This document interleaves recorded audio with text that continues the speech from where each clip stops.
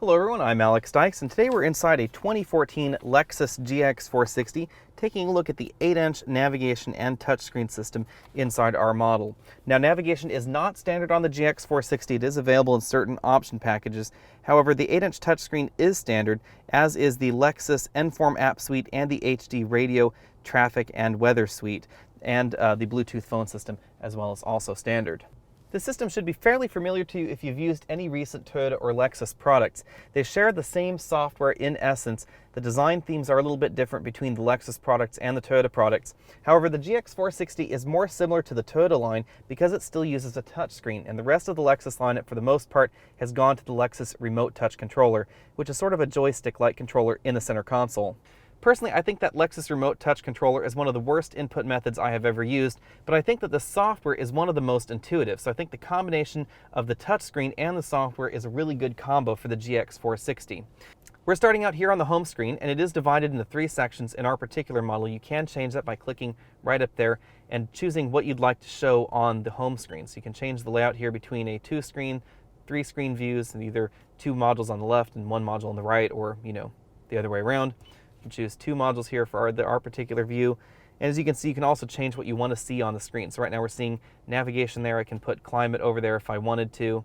I want to put that there, for instance. And now the climate is over there. It's very configurable. I really like the look of that home screen. If you want to get more information on that particular area, you just click on that spot on the home screen and it'll take you right to that shortcut. If we have the 3-option layout right here, you'll see if we click on that little option right there, it takes us to the nav screen. And right down here we can go, of course, to the Bluetooth audio. Let's take a greater look at this audio screen right now. Right now you can see that we're on the Bluetooth input method, and what I really like about this software system is that it is one of the newer and more advanced Bluetooth interfaces. You can see my iPhone is not connected physically at all to this system, but I can click this browse button right over here and I can browse my playlists right via this screen via Bluetooth. Not a whole lot of systems allow you to do this these days. It is something that more and more systems are starting to do, but certainly none of the entries that I have seen recently in the luxury space will do this. iDrive won't do it, neither will Mercedes Command, so it is relatively unique. We do get album art if our device is connected via USB. Now, speaking of USB, the system is capable of charging high draw devices like this iPad that I have connected right here. But if you are an iDevice user, you should know that there are some problems with the iDevice interface in iOS 7. If I click over to my iPad, which is connected, you'll see that it now says audio player disconnected. Although it is still playing. It will play for a short while and then it will go to, as you can see, the audio off right there. And that's because there seems to be a bug with this system and iOS 7. I have seen a number of complaints on forums, but I haven't really heard anything official as to when Lexus or Apple will address this problem. Not really sure whether it's Lexus or Apple that needs to address the problem, but it is something you should keep in mind.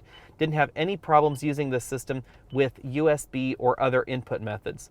We of course also have AM/FM, satellite radio, and we also have app integrations, again via that smartphone interface for iHeartRadio, Pandora, etc.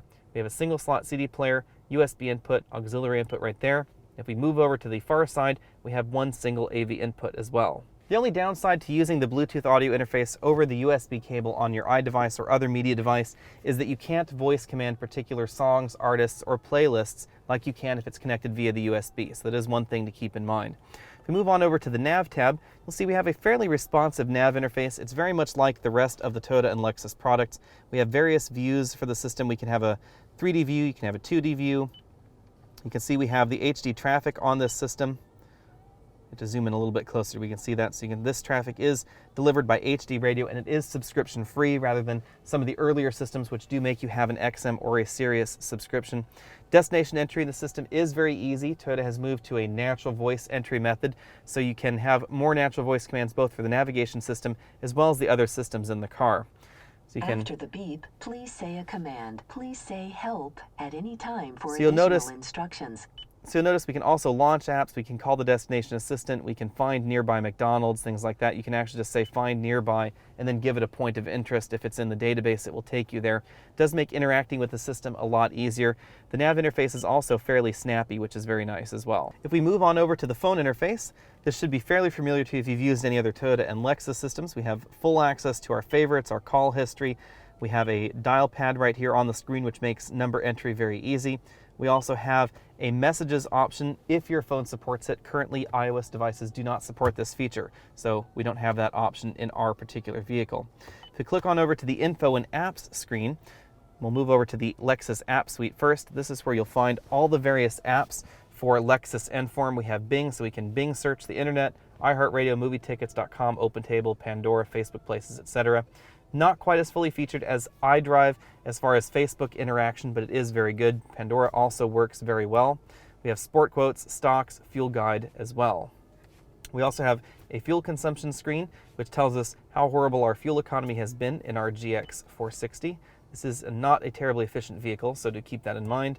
We can find traffic events. We can just get a list there. We also have a new predictive traffic feature in the Lexus Enform system, which allows you to see what traffic would be like in 15 minutes from now, 30 minutes from now, etc. So you can ratchet this on up and see how good or how bad the traffic will be. You can also move the map around to see what it's like. For instance, up here in San Francisco, we can see what that's going to be like in 30 minutes. We can see how ugly that will be. Unfortunately, we don't have a signal there yet, but we can see what it's like over here in the East Bay. It is kind of a handy feature. Not exactly sure how accurate that is. It did vary day by day. Some days it looked a little bit more accurate than others, but it is kind of a handy feature. Weather is also delivered free via the HD signal. We can see current weather, recent locations, national cities, etc. We can see a 3-day forecast or a 6 and a 12-hour forecast, so we can see what it's going to be like here in the next few days. Lexus Insider is an interesting feature. We don't have any messages to display right now in the system, but basically it downloads canned voice recorded messages from Lexus about your vehicle right here, and you can play them inside the car. If we go over to the setup screen, you can see we have a wide variety of vehicle setup features available in the system. The last setup option is probably one of the most important options to know, and this option allows you to download the data for your weather and your traffic via either the HD signal or your mobile phone. So if you're in an area where you don't have HD radio, you can still download the traffic and weather updates right there via your mobile phone, which is a very handy feature. It definitely separates this system from some of the competitive systems out there on the market. Overall, this 8-inch touchscreen system is one of my favorites out on the market, especially because this has the touchscreen interface rather than the Lexus Remote Touch controller. I've always thought Toyota and Lexus's software was very logically laid out, very intuitive, and very easy to use as far as the interface goes.